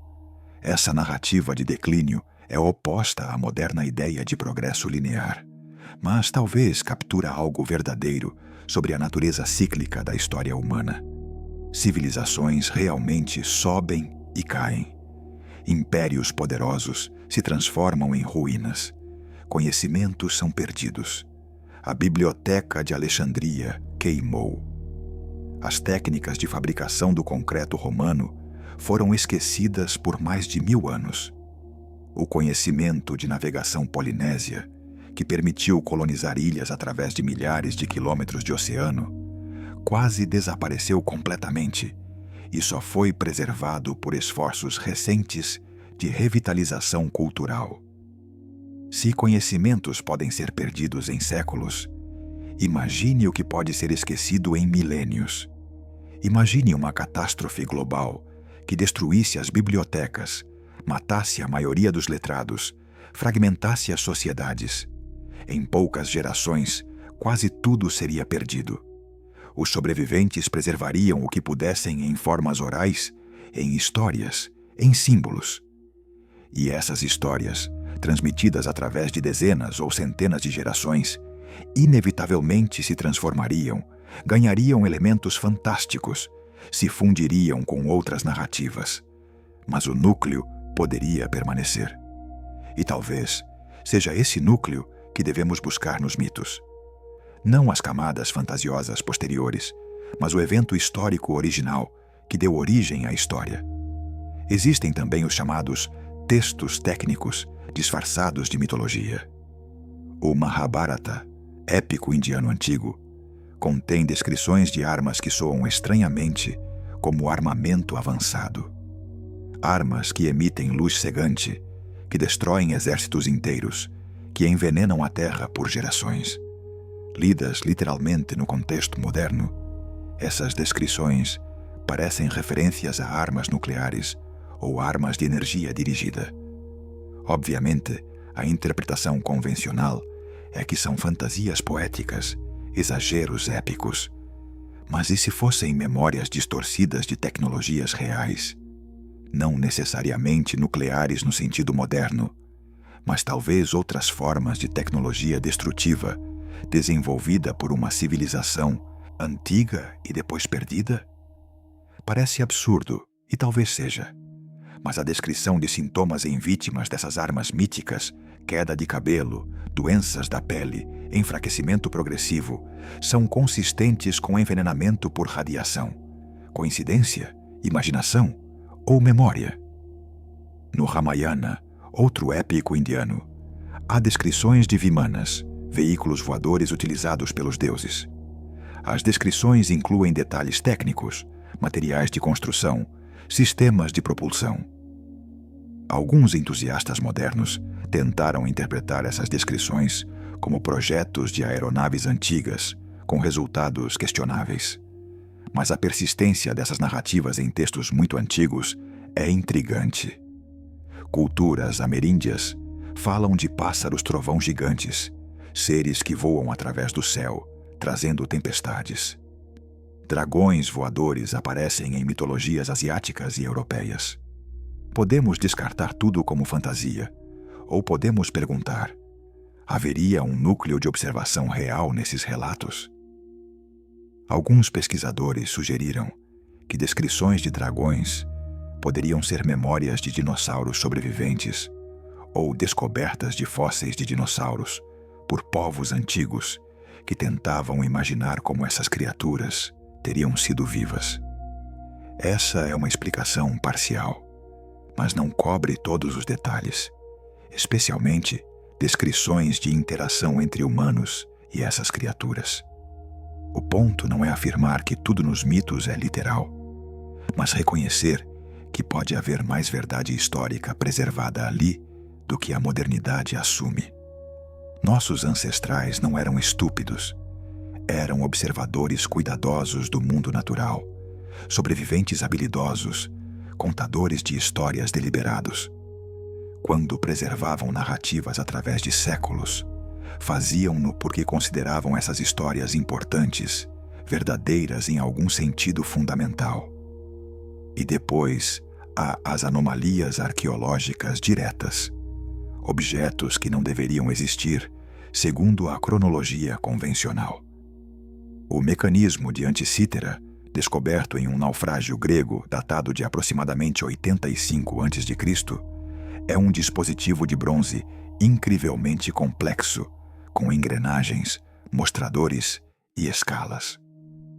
Durante décadas após sua descoberta em 1901, ninguém sabia o que era. Análises modernas com tomografia computadorizada revelaram que era um computador analógico astronômico, capaz de prever eclipses, rastrear ciclos planetários e calendáricos. A sofisticação do mecanismo é espantosa. Nada remotamente similar aparece novamente na tecnologia europeia, até os relógios mecânicos da Idade Média, mais de 1000 anos depois. De onde veio esse conhecimento? Quem o construiu? Por que essa tecnologia não se propagou ou foi preservada? A resposta mais provável é que a tecnologia era conhecimento especializado de um grupo pequeno de artesãos e foi perdida quando esses artesãos morreram sem transmitir suas habilidades, talvez durante períodos de guerra ou colapso social. Mas o mecanismo de Anticítera nos mostra que a tecnologia antiga pode ser muito mais avançada do que assumimos e que o progresso tecnológico não é linear. Conhecimentos podem ser alcançados, perdidos, e levam séculos para serem redescobertos. Se isso pode acontecer com um dispositivo mecânico, por que não com técnicas de construção, conhecimentos astronômicos, compreensão de propriedades acústicas ou geométricas? Quanto foi perdido que ainda não redescobertos? Há relatos, embora muitas vezes mal documentados, de outros objetos anômalos. Ferramentas de metal encontradas em camadas geológicas antigas demais para humanos. Pegadas humanas ou humanoides em rochas de milhões de anos. Artefatos manufaturados em depósitos de carvão. A maioria desses relatos é provavelmente erro, contaminação ou fraude. Mas criam uma névoa de mistério que pode obscurecer casos genuinamente anômalos que merecem investigação séria. O problema é que anomalias genuínas são difíceis de estudar quando o campo está poluído com falsificações e interpretações equivocadas. Pesquisadores sérios evitam o tema para não serem associados com pseudociência. E assim, bebê e água do banho são jogados fora juntos. O que precisamos é rigor científico sem dogmatismo. Abertura a possibilidades sem credulidade ingênua. Disposição para questionar paradigmas estabelecidos quando evidências o exigem, mas também ceticismo saudável diante de afirmações extraordinárias. É um equilíbrio difícil, raramente alcançado. Agora vamos juntar as peças. Vamos unir os pontos que exploramos ao longo desta jornada. Temos as pedras, as estruturas físicas, blocos megalíticos pesando centenas de toneladas, cortados com precisão impossível, segundo as ferramentas que atribuímos àquela época, transportados através de distâncias que desafiam explicação lógica, encaixados com maestria que não conseguimos replicar mesmo com tecnologia moderna. Temos essa arquitetura megalítica aparecendo em todos os continentes, sempre com características similares, sempre desafiando a cronologia oficial. Temos os dados científicos, a geologia e astronomia. Erosão por água na esfinge, sugerindo idade muito maior que a aceita oficialmente. Alinhamentos estelares precisos, codificando conhecimento de precessão e ciclos de longo prazo. Escolha de locais de construção, demonstrando compreensão de geografia global. Propriedades acústicas em câmaras, mostrando domínio de física do som. Proporções matemáticas em estruturas incorporando constantes como π e φ. Relações geométricas que conectam Terra e cosmos. E temos as histórias, os mitos preservados em culturas ao redor do mundo. Memórias de dilúvios cataclísmicos que correspondem a eventos geológicos reais no fim da era glacial. Lendas de gigantes e construtores antigos que podem refletir encontros com culturas tecnologicamente superiores agora perdidas. Narrativas de mestres civilizadores vindos após catástrofes para ensinar humanidade sobrevivente. Profecias e avisos sobre natureza cíclica do tempo e repetição de destruições. Quando você coloca tudo isso junto, quando permite que as evidências falem sem forçá-las a se encaixar em narrativas pré-estabelecidas, uma imagem diferente começa a emergir. Uma imagem de história humana muito mais profunda, complexa e misteriosa do que os livros didáticos admitem. As pirâmides do Egito, as estruturas de Tiahuanaco, os templos de Göbekli Tepe, os megalitos de Stonehenge, não são fenômenos isolados. São partes de um padrão global. São nós em uma rede de conhecimento antigo que se espalha pelo planeta.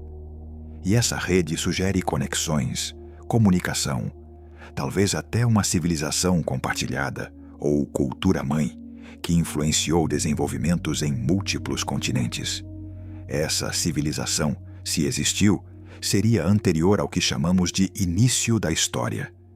Seria pré-diluviana, anterior à catástrofe que encerrou a era glacial.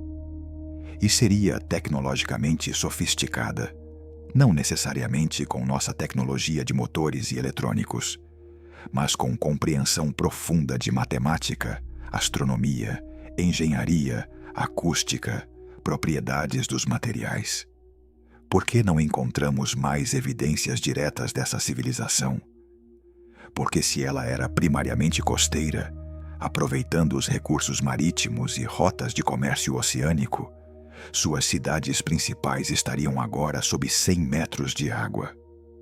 Porque se foi destruída por catástrofe global há 12.000 anos, o tempo teria apagado quase tudo, exceto as estruturas mais massivas, construídas precisamente para sobreviver a tais destruições. O que sobrou são as pirâmides, os megalitos, as estruturas tão grandes e sólidas que nem o tempo pôde apagá-las completamente. E essas estruturas não são túmulos, não são templos no sentido convencional. São marcadores, cápsulas de tempo, bibliotecas de conhecimento codificado em pedra. São mensagens de uma era perdida para eras futuras, dizendo: estivemos aqui, éramos avançados, preservamos nosso conhecimento na única forma que poderia sobreviver ao apocalipse que sabíamos estar chegando. E as pirâmides são apenas o começo. São as estruturas mais visíveis, mais óbvias, as que a areia do deserto preservou relativamente intactas.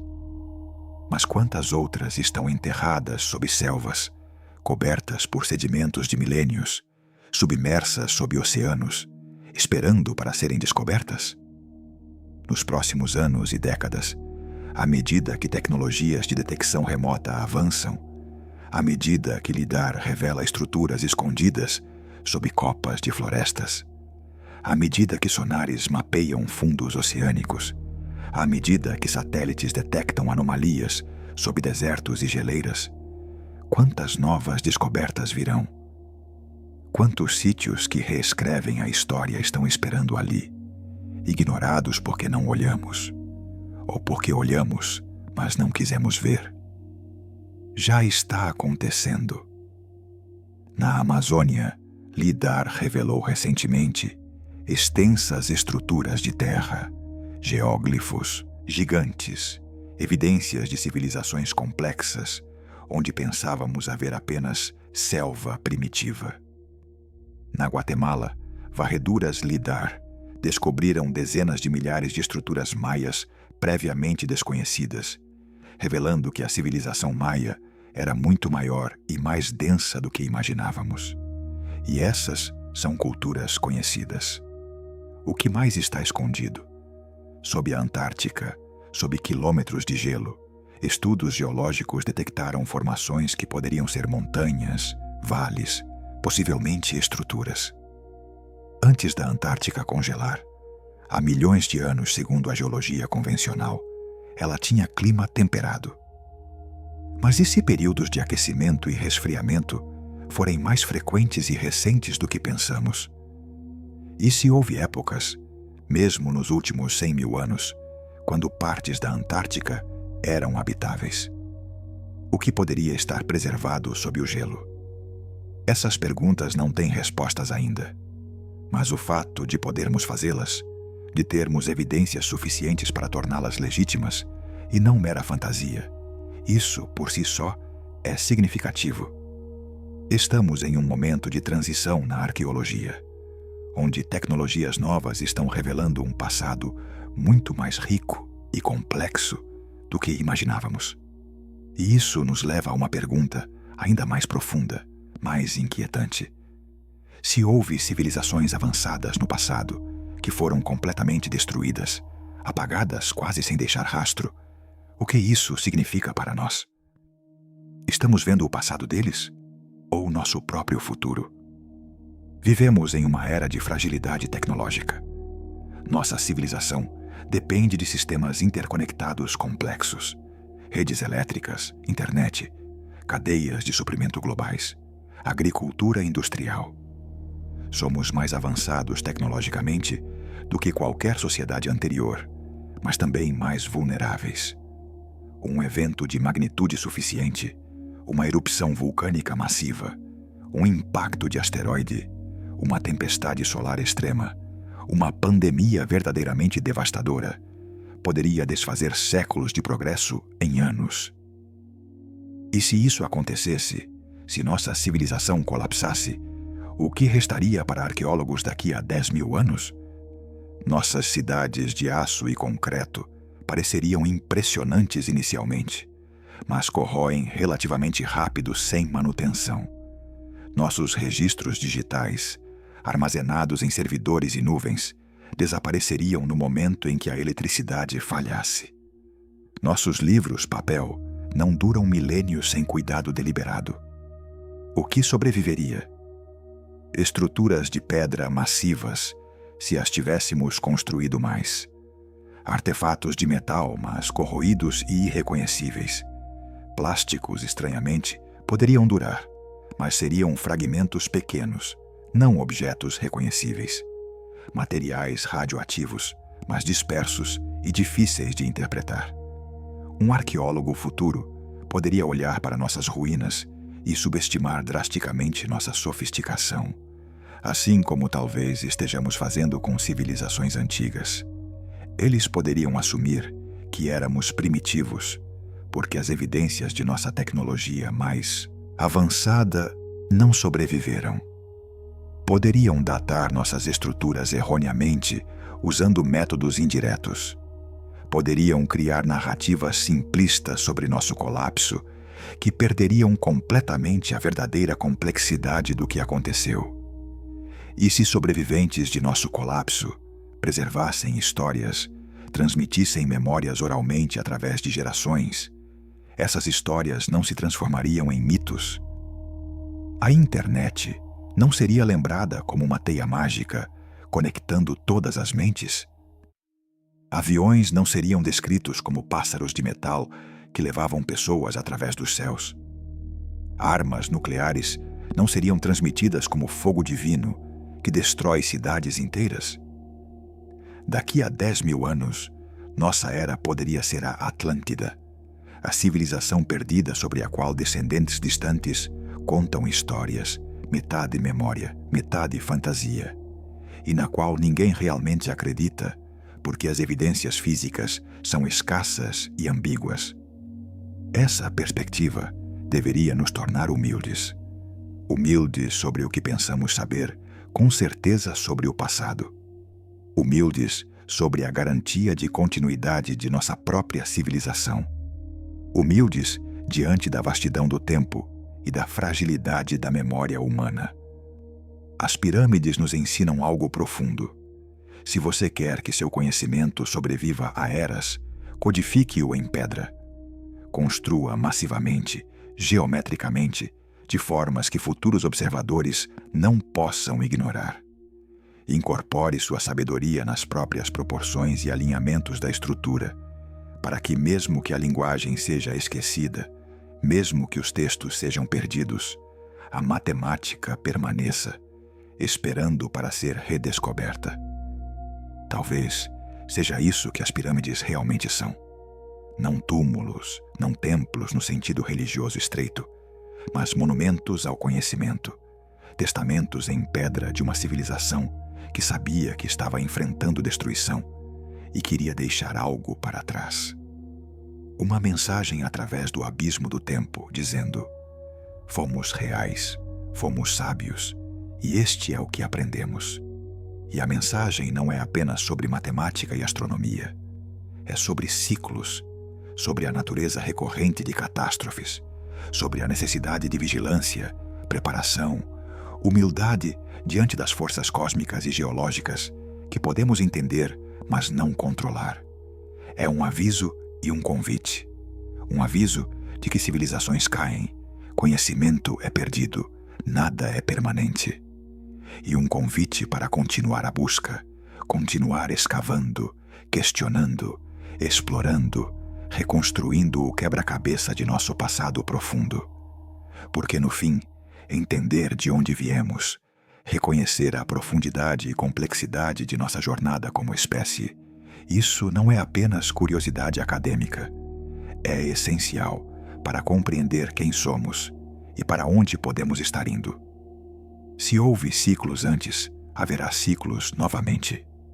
Se civilizações sobem e caem, a nossa não é exceção. Mas ao entender os padrões, ao aprender com o passado mesmo, quando esse passado está obscurecido por milênios e mito, talvez possamos navegar nosso próprio futuro com mais sabedoria. As pirâmides permanecem, silenciosas mas eloquentes, guardando seus segredos com paciência de pedra. Elas esperam que façamos as perguntas certas, que desenvolvamos as ferramentas adequadas, que estejamos prontos para ouvir o que tem a dizer. E talvez, apenas talvez, sob as areias, sob as águas, sob as selvas ainda não exploradas, existam mais capítulos dessa história esperando para serem lidos. Mais pirâmides, mais templos, mais evidências de que nossa história é mais profunda, mais estranha, mais maravilhosa do que ousamos imaginar. A jornada de descoberta continua. Cada escavação, cada nova datação, cada tecnologia de detecção que permite ver o que estava escondido, nos aproxima um pouco mais da verdade. E a verdade, seja ela qual for, será mais fascinante que qualquer ficção, porque é real, porque aconteceu, porque somos herdeiros disso, quer reconheçamos ou não. Então, se você chegou até aqui nesta jornada, se permitiu questionar, duvidar, imaginar possibilidades além do consenso estabelecido, obrigado. Obrigado por manter a mente aberta, por valorizar a curiosidade acima do conforto de certezas não questionadas. Inscreva-se no canal se deseja continuar explorando esses mistérios conosco. Ative as notificações para não perder novas descobertas, novas perspectivas, novas peças do quebra-cabeça infinito que é nosso passado. Comente abaixo com suas próprias reflexões, teorias, perguntas. Este é um diálogo, não um monólogo. Suas ideias, suas pesquisas, suas intuições são parte da exploração coletiva. E lembre-se, cada grande revolução no pensamento humano começou com alguém fazendo uma pergunta que outros consideravam tola ou impossível. E se a Terra gira em torno do Sol, não o contrário? E se doenças são causadas por organismos invisíveis, não por maus ares? E se o universo está se expandindo, não é estático? E se nossa história é muito mais antiga e complexa do que admitimos? Perguntas movem o mundo. Curiosidade transforma civilizações. E mistério, longe de ser frustração, é convite. Convite para explorar, aprender, crescer. As pirâmides estão lá há milênios e estarão por milênios mais. Elas podem esperar. A questão é, estamos prontos para finalmente entendê-las? Ou ainda, precisamos evoluir como espécie, como consciência coletiva, até estarmos preparados para receber o conhecimento que guardam? Talvez essa seja a verdadeira lição. Não que nossos ancestrais eram primitivos e gradualmente nos tornamos sofisticados, mas que sabedoria e conhecimento aparecem em formas diferentes, em eras diferentes, e que às vezes, para avançar, precisamos olhar para trás. Precisamos reaprender o que foi esquecido. Precisamos recuperar conexões perdidas entre humanidade e cosmos, entre civilização e natureza, entre pedra e estrela. Sob o céu noturno, as mesmas estrelas que guiaram construtores de pirâmides há milênios ainda brilham. Os mesmos padrões celestiais que codificaram em seus monumentos ainda se desenrolam. O cosmos não mudou, mas talvez nossa capacidade de lê-lo, de compreendê-lo, de nos situar dentro dele, essa capacidade flutua, se perde e se reencontra através das eras. E agora, neste momento da história humana, com tecnologia sem precedentes, mas também com desafios existenciais profundos, talvez seja o momento de reencontrar essa antiga sabedoria. Não para abandonar a ciência moderna, mas para integrá-la com compreensões mais profundas, mais holísticas, mais humildes sobre nosso lugar no universo e na história. As pirâmides não são fim, são começo. Começo de perguntas, de explorações, de jornadas interiores tanto quanto exteriores. Elas nos convidam a olhar não apenas para pedras antigas, mas para dentro de nós mesmos, para a capacidade humana de criar, preservar, transcender. E nesse olhar, nesse questionar, nesse maravilhar-se diante do mistério, talvez encontremos não apenas respostas sobre o passado, mas orientação para o futuro. Porque as lições estão lá, gravadas em pedra, codificadas em geometria, ecoando através de milênios. Tudo o que precisamos fazer é ouvir, realmente ouvir, com mente aberta e coração curioso, e as pirâmides falarão. O passado revelará seus segredos, e nós, descendentes de construtores e sonhadores, de sobreviventes e sábios, entenderemos finalmente que somos parte de uma história muito maior e mais profunda do que jamais imaginamos. Uma história que não termina, mas continua. Uma história na qual cada um de nós, neste momento, agora, é um participante ativo. Uma história cujo próximo capítulo ainda está sendo escrito. E talvez esse seja o maior segredo das pirâmides. Não são sobre o passado, são sobre eternidade, sobre a continuidade da busca humana por significado, compreensão, conexão com algo maior que nós mesmos. São pontes através do tempo, conectando quem fomos, quem somos e quem podemos nos tornar. Então durma bem, sonhe profundamente e saiba que os mistérios permanecem, pacientes e persistentes, esperando pelo amanhecer da verdadeira compreensão. Boa noite, viajante do tempo. Até a próxima jornada.